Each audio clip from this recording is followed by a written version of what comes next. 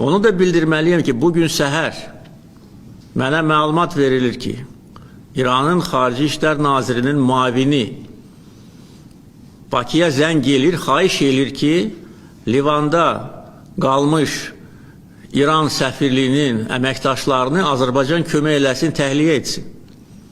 Çünki onların imkanı yoxdur.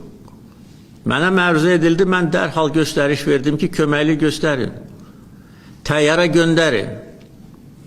Hətta onlar dedilər ki, biz bunun pulunu da verməyə hazırıq. Dedim ki, lazım deyil. İndi dar gündə biz köməklik göstərməsək, bəs nə vaxt köməklik göstərməliyik?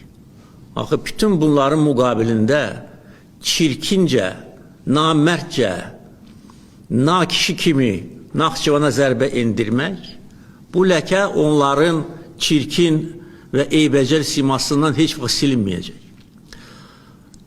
Ona görə diplomatik yollarla bütün lazımi tədbirlər görüləcək.